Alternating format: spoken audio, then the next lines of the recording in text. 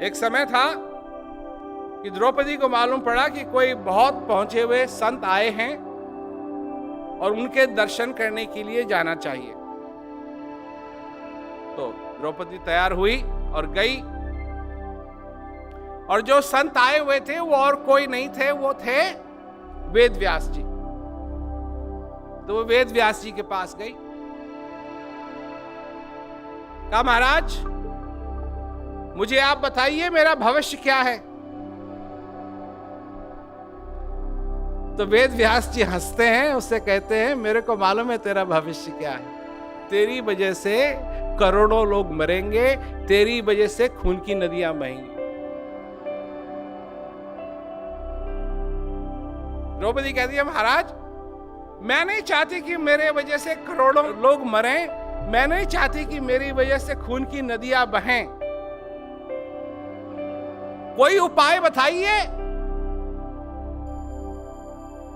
वेद व्यास जी देखिए उस समय वो लिख रहे हैं महाभारत, तो वो कह सकते हैं द्रौपदी को कि कोई उपाय नहीं है, ये तो होगा ही।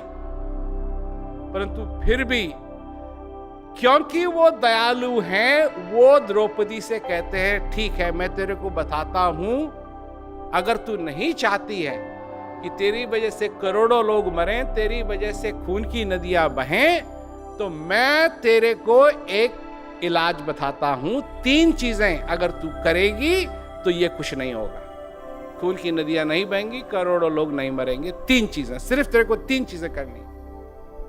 क्या? ध्यान से सुनिए, ध्यान से सुनिए, आप भी इसको अपना सकते हैं, पर ध्यान से सुनिए। तो वेद व्यास जी कहते हैं 1, किसी का अपमान मत करना।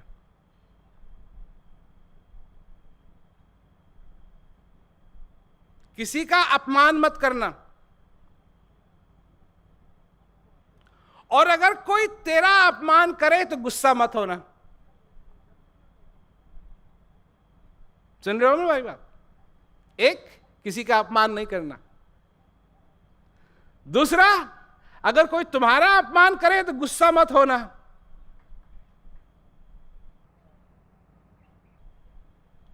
और तीसरी चीज, अगर किसी ने तुम्हारा अपमान भी किया और तुम गुस्सा भी हो गए, तो तीसरी चीज क्या नहीं करनी है? बदला मत लेना।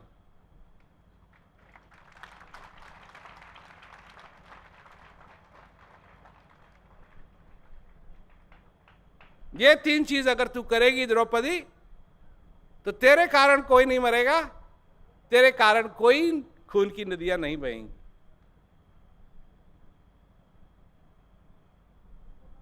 खैर, महाभारत की कथा सुनी होगी भैया, वो कथा नहीं है ये महाभारत तो अब हो रही है।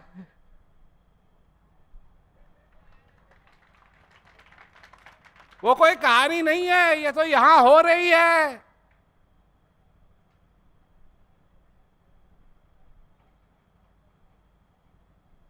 और तुम हो,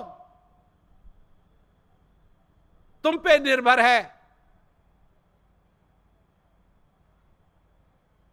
तुम पे निर्भर है। वो सिर्फ कहानी नहीं है, वो तो असली चीज है। और इस कहानी के बीच में अगर तुम 3 चीज कर सके,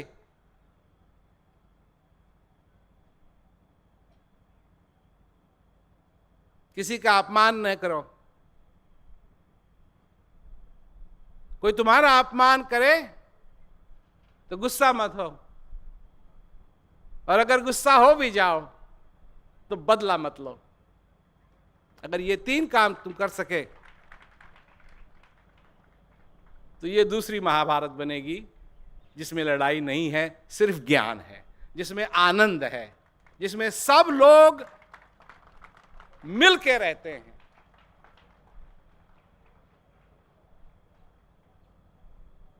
महाभारत भी तुम्हारा भविष्य है, और एक और भविष्य है तुम्हारा, जिसमें तुम शांति से, आनंद से अपनी जिंदगी गुजार सकते हो। यह भी संभावना है।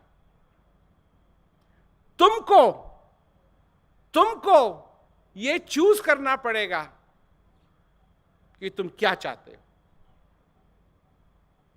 लड़ाई चाहते हो या शांति चाहते हो? जब तक तुम अपनी जिंदगी के अंदर यह संकल्प नहीं करोगे कि तुमको क्या चाहिए, यह महाभारत की लड़ाई एक ही दिन नहीं, दूसरे दिन भी होगी, तीसरे दिन भी होगी, चौथे दिन भी होगी, पांचवें दिन भी होगी। जब से उठोगे तब से और शाम तक ये महाभारत की लड़ाई होती रहेगी तुम्हारे हर दिन, जब तक तुम्हारा ये श्वास पूरा नहीं होता है।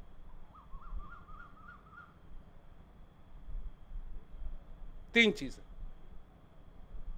पर ये वही कर सकता है, ये वही कर सकता है जिसकी बुझाव में नहीं, जो अपने आत्म बल को समझता है। एक बल ये है, एक बल ये है और एक बल अंदर का है। ये बल तो तुम उठक बैठक करके बना सकते हो, परंतु फिर भी एक ऐसा समय आएगा कि ये बल तुम्हारा काम नहीं करेगा। परंतु अंदर का जो बल है, आत्मा का जो बल है, अगर उसमें तुम ताकतवर हो तो वो ऐसा बल है कि तुमको बलवान बनाएगा। कब तक? जब तक तुम आखिरी श्वास नहीं ले लेते। वो है असली बल, वो है असली बल। मैं कहता हूं उस बल में बलवान बनो। वो जिस बली के पास वो बल है, वो नफरत के बाण नहीं चलाता है, वो दया के बाण चलाता है।